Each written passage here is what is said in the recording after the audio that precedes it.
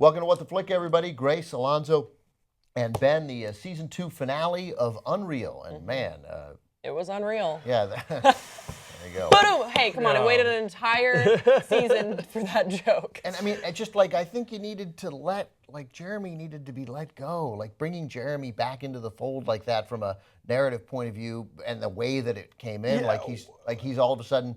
Okay, I got it. Huge misstep in hitting Rachel, right? Horrible, and you get fired for that. That's how life works, right? But then he killed 2 people. One of whom was just a reporter. Well, but also, but also to have him, to have the reason he comes back into the fold being the revelation about Rachel's childhood, which is a big, dirty bomb that this show has never quite known how to dispose of, I think, in the last few episodes. And for that to just suddenly make him go, this explains everything about her, so now I forgive all of these terrible things that she did and blah, blah, blah. And speaking of forgiving the terrible things she did, what about that he's done? Well, sure, I know, but it's just such ham-fisted psychoanalyzing to be like, an explanation for things, okay, well, I guess I forgive you. Yeah. That was very obvious. Right, but I mean, the terrible things she did are stemmed that she's a conflicted, troubled, interesting person, right? And terrible things she did were to people who put themselves in they're terrible, and it would make me, and she should be judged for them. But they were all within the context of a reality show, right? Right. His terrible thing now is the murder of 2 completely innocent people. Well, let's not forget Rachel was sort of complicit in the murder of one person last year. Mary, and covering it up, but she didn't. But Rachel, my memory of that is that Rachel would not have anyway thought that changing the medicines was an okay True, thing. but she did bring the ex-husband in. I don't know. I get it, but that's still it's neither here nor there. Yeah, but that's all reality show. Which is the greater of the evils. Pretty sure killing the innocent people wins. Yes, I would say. Cutting the brake line. In general, Jeremy is a character. I agree with you, Ben. I don't understand why they brought him back. I find him very deeply unlikable and uninteresting. And uninteresting, unlikable, and I think. don't really know where his motivations are. I thought I knew in season 1, and then this season it got really muddled. And then when he assaulted Rachel, I thought that he still, hated her, and he despised her and wanted to assault her. No, he did. I mean, he was completely on board with the Coleman-Yael scheme until Coleman drops the bomb about Rachel's childhood, and then suddenly that's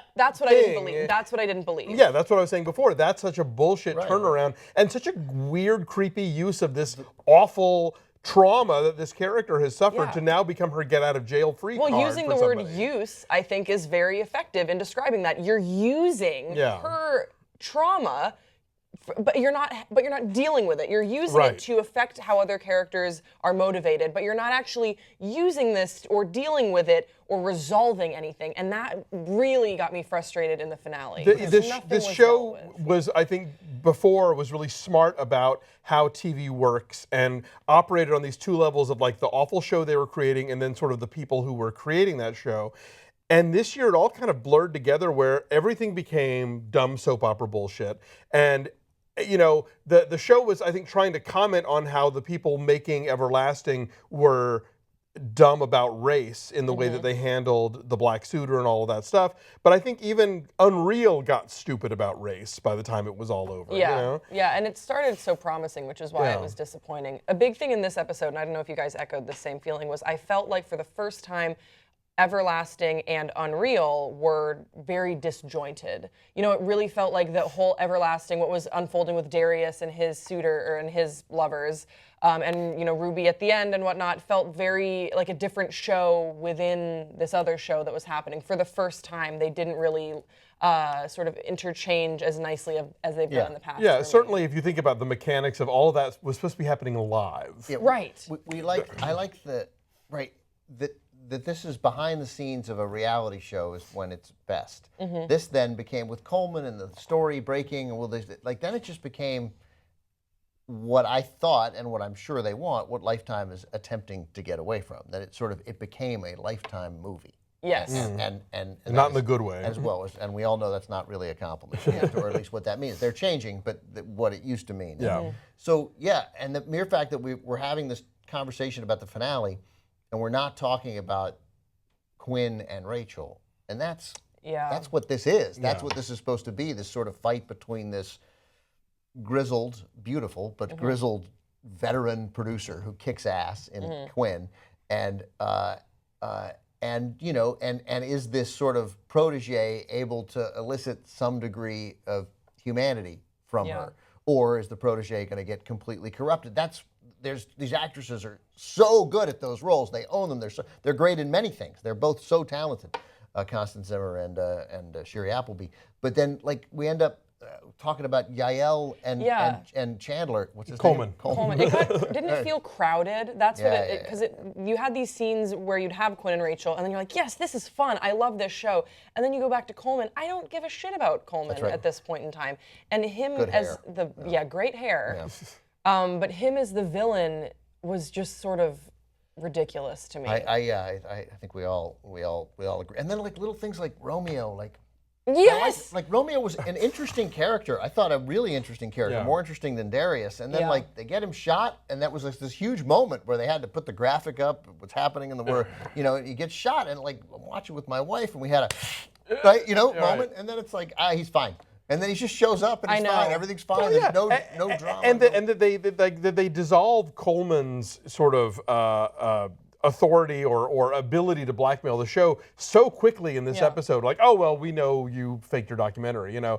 And I was just like, wait after an entire season, that's one scene, and bam, we're done with it? I forgot that he'd done a documentary. Like, I forgot that because we don't care, because it's not, like, we don't remember Coleman's whole history. And they're just, so it's just this weird sort of racing through all this craziness and the car accident, and I feel like, because I've been reading other, you know, recappers and stuff talking about the season and calling the show out for things, and I was so giving them the benefit of the doubt because I think there were some interesting ideas here, and even if it wasn't as strong as some of the best of season one, I thought at least they were onto something. But this episode was so singularly clusterfucky that it kind of just called into sharp relief everything that's not working on this show now. I liked obviously it was satisfying to get Ruby and Darius. I was going to say that's the highlight by far of the entire episode. But for me, it's still, you know, I think bringing up Romeo is a great example of Everlasting and Unreal sort of separated in this last episode. But it's been going that way for a while. You know, I totally, like, Tiffany feels like she's in her own other show that sometimes pops in. Chantel is like they would pop into scenes. I'm like, oh right, they're on the show too. I forgot they were around. And that's, I think that was such just kind of an irresponsible way to deal with the Romeo situation. They had obviously they were going to make an effort. They have a platform, and they just didn't do anything with it. It felt like a total just a cop out, I guess. You know. Yeah, I think that's right. The Rachel and Quinn and Chet and the network. That's what the show should be about, like, in them dealing with the network. That's what's in, and, you know. And then there's some good other characters. I like Jay. Jay's a good character. Sure. Jay that's a compelling character. Even Madison. But because those people are involved in the production of the show of Everlasting, and that's what you're talking about. That's what the Unreal and Everlasting need to be. Yeah. And I do kind of want to take my hat off that they have us rooting for the continued existence of this show that we know is terrible and that kills people, but we still like that more than we like, you know, Coleman and Yael, who are duplicitous in their own way, and they just want to like make their bones off of the, you know, destruction of this program. So even though the program is toxic, we're still rooting for it to continue. Right, they have something good, right? Yeah, we're rooting for Quinn and Rachel to keep this horrible shitty show alive. This toxic environment. So I want to salute them for that, because at least it puts us in a like, what do I root for kind of situation.